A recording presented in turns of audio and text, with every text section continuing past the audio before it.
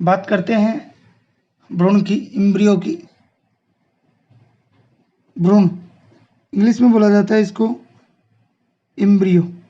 क्या बोला जाता है? इम्ब्रियो। देखिए ये भी टॉपिक महत्वपूर्ण है परीक्षा की दृष्टि से। सबसे पहले तो भ्रूण जो है हम किसे कहेंगे? जो द्विगुणित युग्मनज है। द्विगुणित युग्मनज कैसे बना? जो पहला नर युग्मक था, पराग नलिका से जो आया था पहला नर युग्मक, वो किससे मिला था? अंड कोशिका से मिला था। किससे मिला था? अंड कोशिका से। और ये क्या थे? अगुणित थे दोनों। इनसे मिला था तो द्विगुणित युग्मनज बना था। क्या बना था? द्विगुणित युग्मनज का जो है निर्माण हुआ था। ठीक है, या इसे जाइगोट भी बोल सकते हो आप लोग। क्या बोल सकते हो? जाइगोट जो है वो भी इसे बोल सकते हो। इस क्रिया से द्विगुणित, अब यहाँ से सुनिए, द्विगुणित युग्मनज से इम्ब्रियो निर्माण की क्रिया होती है या भ्रूण का निर्माण होता है, और इस क्रिया को बोला जाता है एम्ब्रियोजेनेसिस। एम्ब्रियोजेनेसिस क्या बोला जाता है? एम्ब्रियोजेनेसिस। और हिंदी में अगर बात करें तो बोला जाता है भ्रूणोद्भव। क्या बोला जाता है? भ्रूणोद्भव जो है वो कहा जाता है। भ्रूण नामक संरचना जो है वो आपको पता ही है किस में उपस्थित होती है? बीज में उपस्थित होती है। सीड जिसे बोला जाता है, इसकी बात भी हम आगे करने वाले हैं। जो अंड कोशिका के निषेचन से बनती है। किसके निषेचन से बनती है? अंड कोशिका के निषेचन से बनती है, पहला नर युग्मक आने से। तो ये बात क्लियर हो गई कि भ्रूण क्या है, भ्रूण भ्रूणोद्भव किसे कहते हैं, ये कहाँ उपस्थित होती है और इसका निर्माण किससे होता है। अब अंड कोशिका के साथ जब अयुग्मित नर युग्मक मिलता है, शुरुआत से सुनिए आप, जब अंड कोशिका के साथ पहला नर युग्मक या अगुणित नर युग्मक मिलता है, मिलने पर द्विगुणित युग्मनज का निर्माण होता है। क्लियर है ये इतनी बात? जिसमें समसूत्री विभाजन होता है। अब इसके अंदर क्या होता है? माइटोसिस, न कि अर्धसूत्री विभाजन। कौन सा विभाजन होता है? समसूत्री विभाजन होता है। और समसूत्री विभाजन के फलस्वरूप दो कोशिकाएं बनती हैं। कितनी सेल्स बनती हैं? दो कोशिकाएं जो है वो बनती हैं।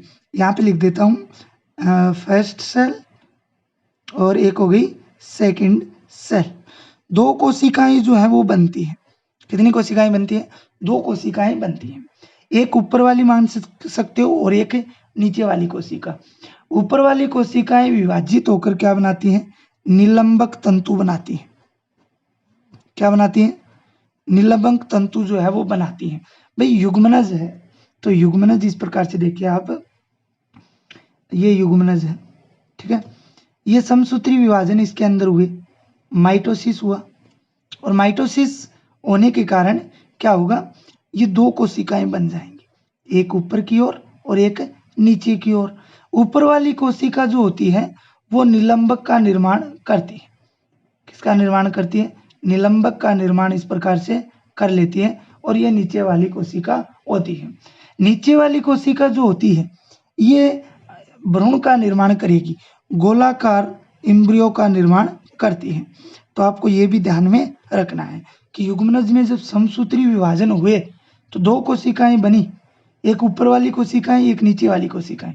ऊपर वाली कोशिकाएं बनाती हैं निलंबक, और नीचे वाली कोशिका क्या बनाती है? भ्रूण जो है उसका निर्माण करती है। ठीक है, ये गोलाकार भ्रूण जो है वो कुछ समय के बाद में हृदयाकार हो जाता है। ये बाद में क्या होगा, इसकी बात करें तो ये बाद में इस प्रकार से होने लगेगा। इस प्रकार की जो संरचना है वो बनना शुरू हो जाएगी, हृदयाकार जो है वो होना शुरू हो जाएगा। और ये हृदयाकार संरचना बाद में परिपक्व होकर किसका निर्माण कर लेती है?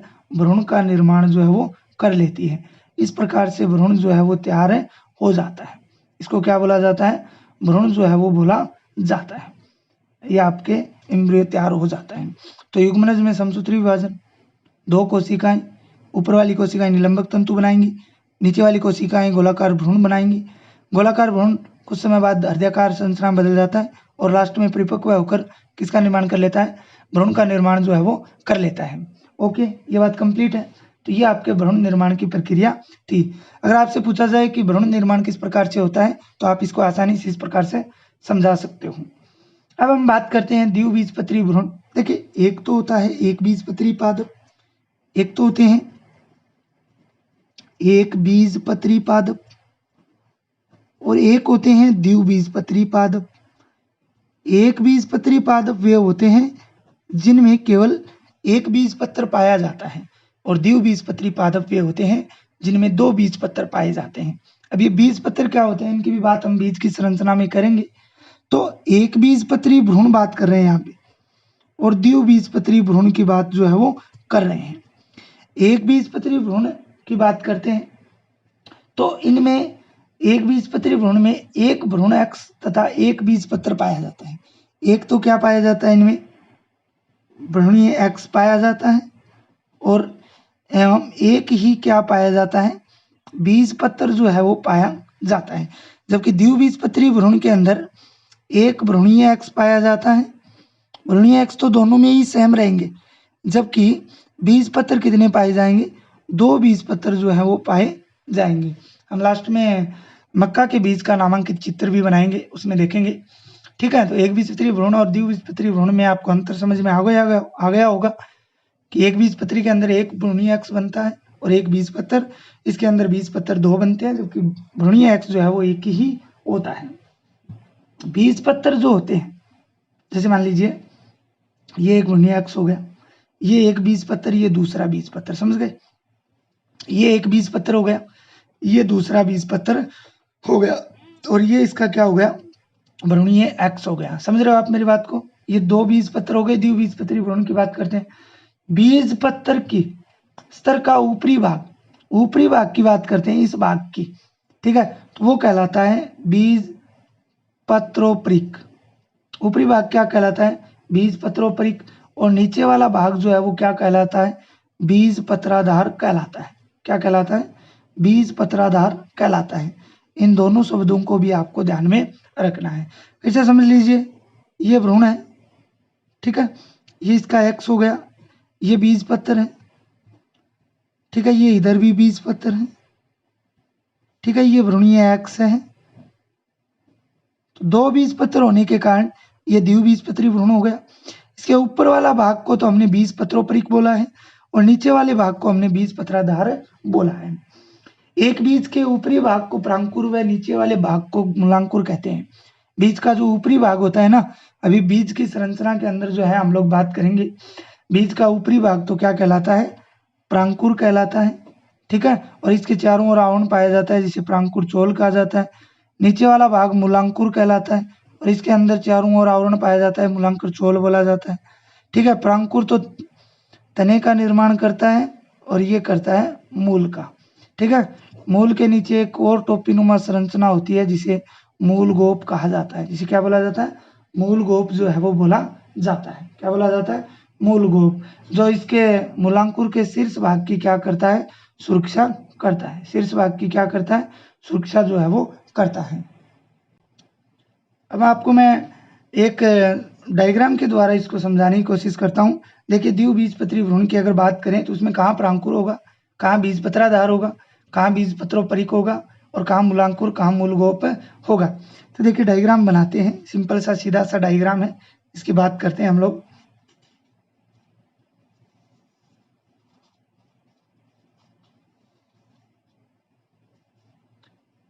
देखिए डायग्राम की बात करते हैं तो सीधा मैं आपको दिखाई देता हूँ। ये देखिए, ये जो आपको डायग्राम दिख रहा है ये किसका डायग्राम है, ये जो आपको डायग्राम दिख रहा है ये एक प्रारूपी द्विबीजपत्री भ्रूण का उदाहरण है, सॉरी डायग्राम है। इसमें आपको ऊपर वाला ये जो भाग दिख रहा है ये क्या कहलाता है, प्रांकुर। इसके चारों ओर का आवरण क्या कहलाता है, प्रांकुर चोल। ये बीजपत्राधार हो गया, नीचे की संरचना, ऊपर वाली बीजपत्रोपरिक हो जाएगी। ये एक और ये दो बीजपत्र हो गई।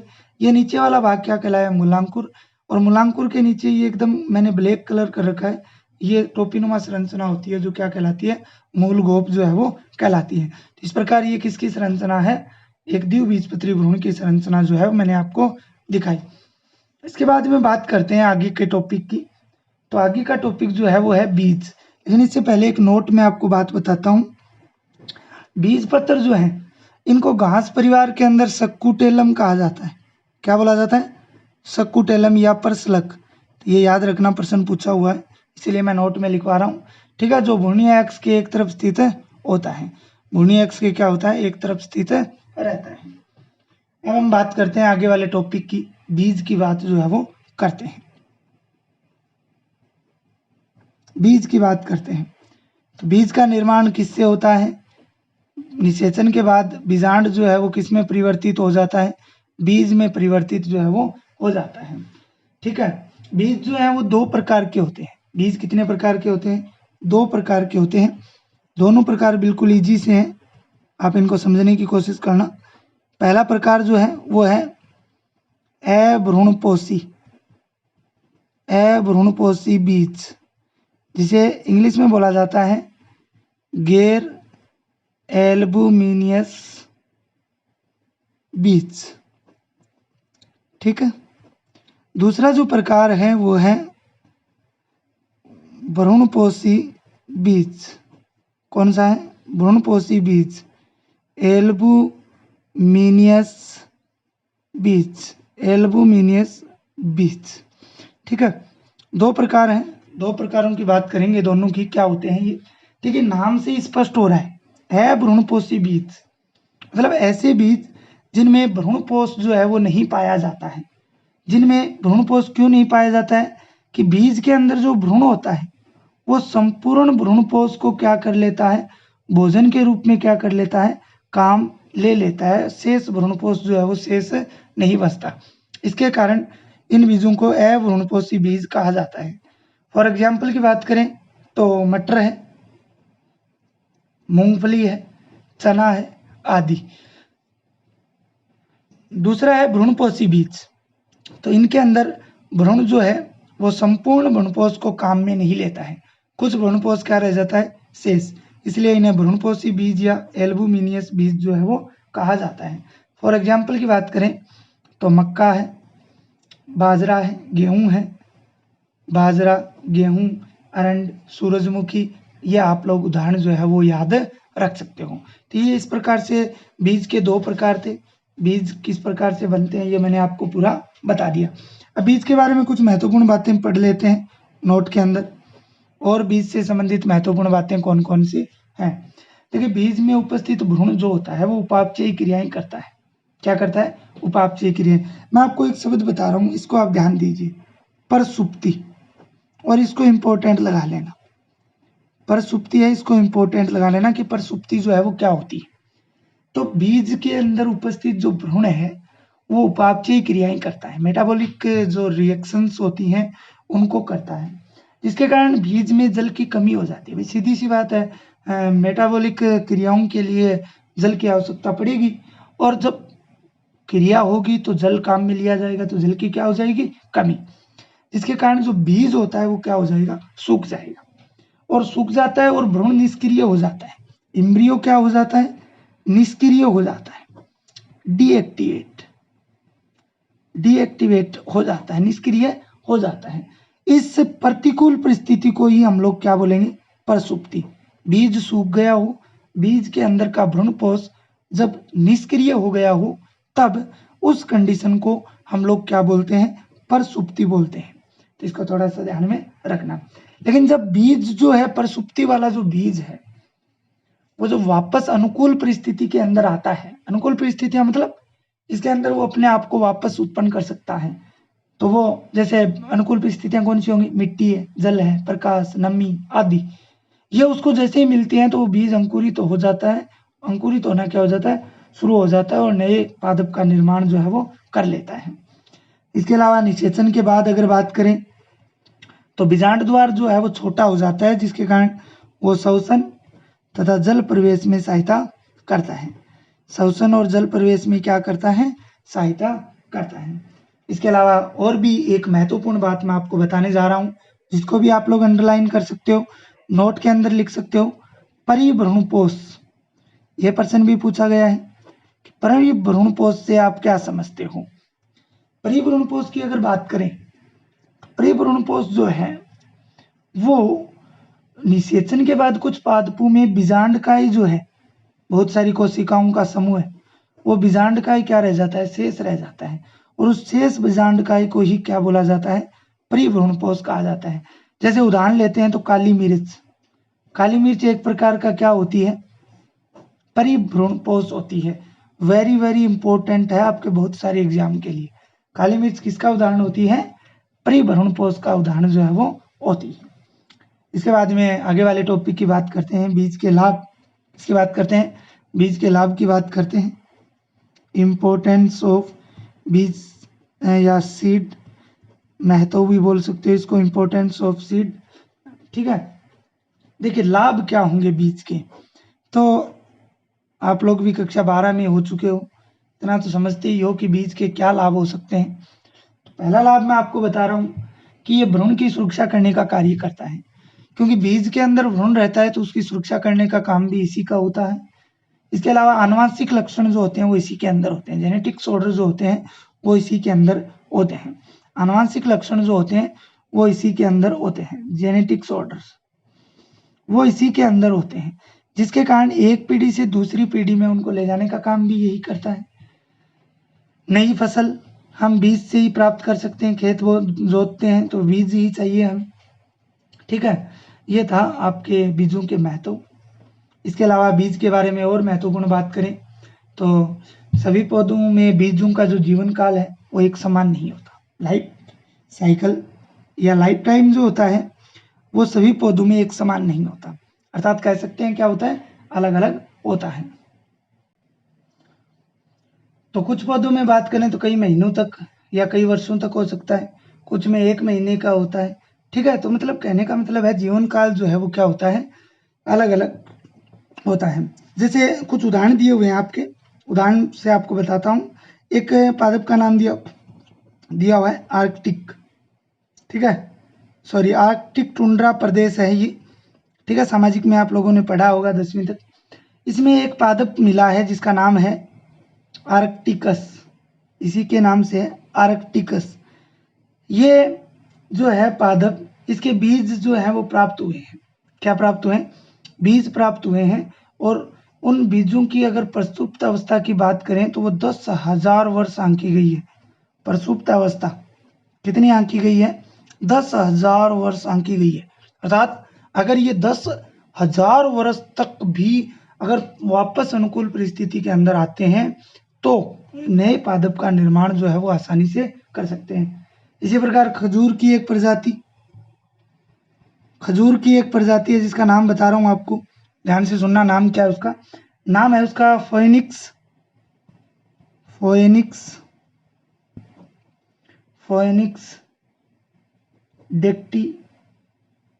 डेक्टिलीफेरा, फोएनिक्स डेक्टिलीफेरा। ठीक है, ये एक खजूर की प्रजाति मिली है जिसके बीज प्राप्त हुए हैं, जिनकी प्रसुप्त अवस्था कितनी आंकी गई है? 2000 वर्ष जो है वो आंकी गई है। अधिकांश पादपों में केवल एक बीज बनता है, लेकिन कुछ पादपों के अंदर अनेक बीज भी बनते हैं। और ये बीज जो होते हैं वो अधिक संख्या में होते हैं, जिन्हें लघु बीज कहा जाता है। जिन्हें क्या बोला जाता है? लघु बीज जो है वो कहा जाता है। जैसे अगर बात करें ना लघु बीजों की, तो आर्कटिक पादप है, इसके अलावा अंजीर है,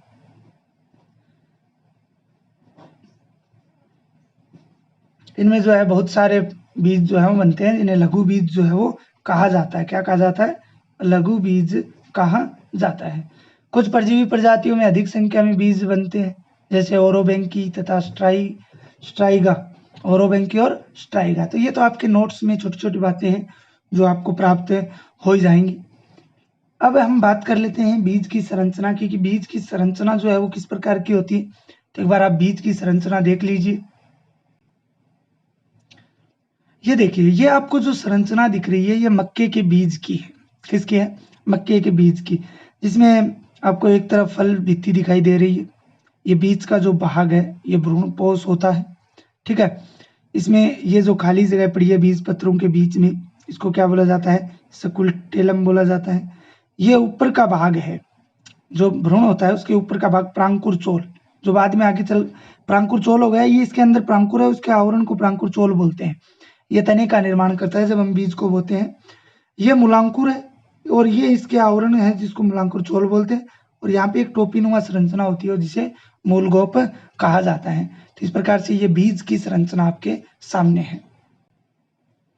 अब हम लगभग अंतिम टॉपिक की बात करेंगे इस चैप्टर के, जिसका नाम है आपके फल। क्या होगा, फल, ठीक है ना, फल, फ्रूट जिसे इंग्लिश में बोला जाता है। देखिए प्यारे बच्चों, निषेचन के बाद की बहुत सारी बातें हमने की, भ्रूण, भ्रूणपोष, बीज, अब है हमारा फल। तो फल किससे निर्मित होता है, सबको पता है, अंडाशय से। किससे, परिपक्व अंडाशय से किसका निर्माण होता है, फल का निर्माण होता है। कुछ अपवाद है, उनको भी हम लोग पढ़ेंगे। और फल जो है मुख्य रूप से 2 प्रकार के होते हैं। कितने प्रकार होते हैं इसके, 2 टाइप्स जो है वो होते हैं, 2 प्रकार जो है वो होते हैं। पहले प्रकार की अगर बात करें, पहला प्रकार है वास्तविक फल, वास्तविक फल या बोला जाता है यथार्थ फल, या इन्हें सत्य फल भी कहा जाता है, ठीक है। दूसरा फल जो है वो है आभासी, आभासी फल या मिथ्या फल, या मिथ्या फल, ठीक है। 2 प्रकार के फल जो है वो होते हैं, वास्तविक फल और आभासी फल। वास्तविक फल क्या होते हैं, वे फल जिनका निर्माण केवल अंडाशय से होता है, केवल फॉर्मेशन किससे होता है, ओवेरी भाग से होता है। किससे होता है, ओवेरी का मतलब क्या है, अंडाशय से। तो ऐसे फल क्या कहलाएंगे, वास्तविक फल। अंडाशय से बनने वाले फल केवल वास्तविक फल कहलाते हैं, जैसे आम, ठीक है। मिथ्या आभासी फल, जिन फलों का निर्माण अंडाशय के अलावा पुष्पासन से भी होता है। किससे होता है, पुष्पासन से भी होता है। ऐसे फल क्या कहलाते हैं, आभासी फल या मिथ्या फल कहलाते हैं। जैसे सेब है, ठीक है, स्ट्रॉबेरी है, सेब है, स्ट्रॉबेरी है, ये इसी के अंदर आते हैं। इसके बाद में हम लोग बात करते हैं, अब एक महत्वपूर्ण शब्द की बात कर लेते हैं, अनिषेक जनित फल। क्या, एक तो शब्द होता है अनिषेक जनन, अनिषेक जनन, दूसरा शब्द है अनिषेक जनित फल। तो दोनों को समझने की कोशिश करते हैं, अलग अलग हैं दोनों शब्द।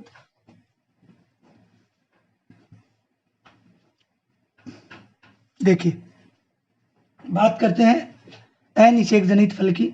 तो जब बिना निषेचन के ही अंडाशय जो है, बिना निषेचन के ही अंडाशय अगर किस में बदल जाए, फल में बदल जाए, किसी प्रकार के निषेचन की क्रिया नहीं होगी, फिर भी अगर किस में बदल जाए, फल में बदल जाए, तो उस क्रिया को क्या बोलते हैं, अनिषेक जनन कहा जाता है। अनिषेक जनन जो है वो कहा जाता है। और ऐसे फल जो होते हैं जो बिना निषेचन के बनते हैं, जो क्या है, बिना निषेचन के बनते हैं, उन्हें क्या बोला जाता है, अनिषेक जनित फल जो है वो बोला जाता है। और इस क्रिया को क्या बोल दिया हमने, अनिषेक जनन जो है वो बोल दिया। तो इसको भी ध्यान में रखना। जैसे ये बीज जो होते हैं ना, बनने वाले फल जो हैं, फल जो होते हैं वो क्या होते हैं, बीज रहित होते हैं। क्या होते हैं, बीज रहित होते हैं। तो ये फल जो होते हैं ये बीज रहित होते हैं, ठीक है। जैसे उदाहरण की अगर बात करें तो केला है, गन्ना है, इनमें किसी प्रकार का बीज जो है वो नहीं पाया जाता है। और अनिषेक जनित फल के उत्पादन के लिए आपको बता देता हूँ, वर्दी हार्मोन जो है ना, उनका छिड़काव किया जाता है। किसका, जो इथाइलिन है वर्दी हार्मोन, उनका छिड़काव जो है वो किया जाता है। तो आप वर्दी हार्मोन इसको याद रख सकते हो, उसका छिड़काव जो है वो किया जाता है। बाकी हमने कक्षा 11 के अंदर इनको पढ़ा था।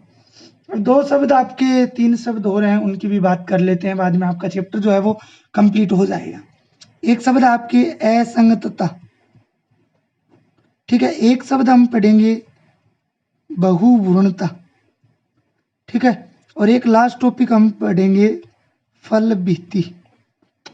3 टॉपिक आपके बाकी रहे हैं, असंगतता, बहुवर्णता, फल भित्ति।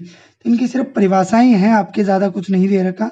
देखो क्या होते हैं, असंगतता क्या होती है, ऐसे पादप जिनमें बिना निषेचन के ही बीज का निर्माण हो। जब बिना निषेचन के ही क्या बनता हो, बिना निषेचन ही किसका निर्माण हो रहा होता है, बीज का निर्माण हो रहा होता है, तो उसे क्या, उस कंडीशन को क्या बोला जाता है, असंगतता कहा जाता है। और सबसे पहले असंगतता जो है वो घास में खोजी गई थी। किस में खोजी गई थी, घास के अंदर, इनमें किसी प्रकार का निषेचन नहीं होता, फिर भी बीज का निर्माण हो जाता है।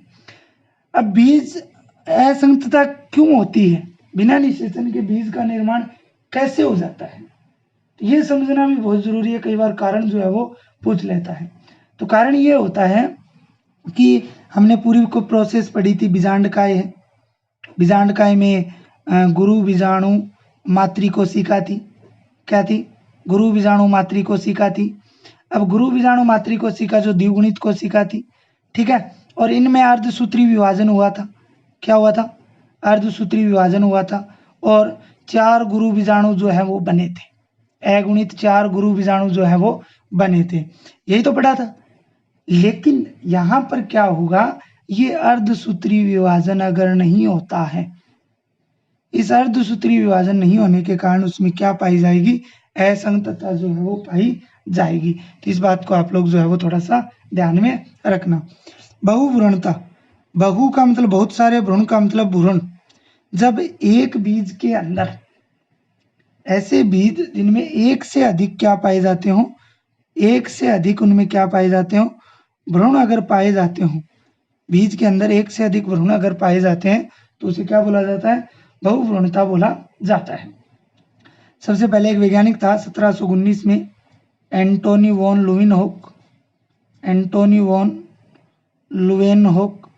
एंटोनी वॉन लुवेनहोक की अगर बात करें तो इन्होंने संतरे के अंदर बहुभ्रूणता, संतरे के जो बीज हैं उनके अंदर बहुभ्रूणता को खोजा था।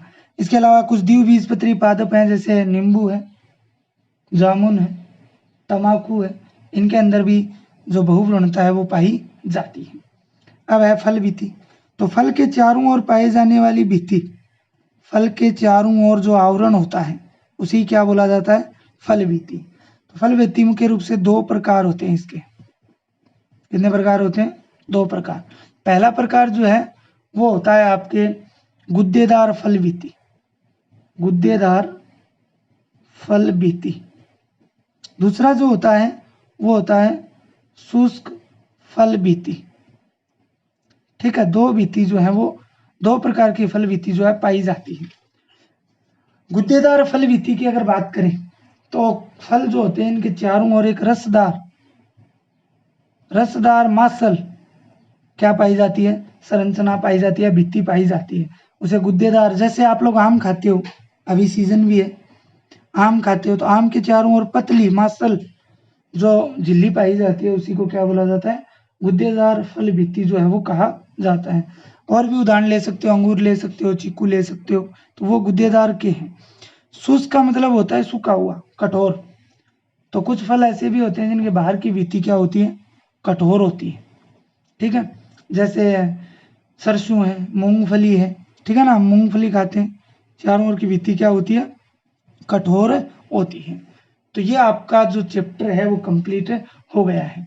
चैप्टर आपका क्या हो गया? दूसरा कंप्लीट हो गया है। अब आगे वाली वीडियो के अंदर जो हम बात करने वाले हैं वो इस चैप्टर के प्रश्न उत्तरों की बात करेंगे। इस चैप्टर के प्रश्न उत्तरों का वीडियो एक अलग से बनाऊंगा। पहले चैप्टर के प्रश्न उत्तर भी हमारे बाकी हैं, वो लास्ट में करवाऊंगा। पहले हम दूसरे चैप्टर के प्रश्न उत्तरों को हल करेंगे, उसके बाद में तीसरा चैप्टर आपके मानव में जनन है उसको स्टार्ट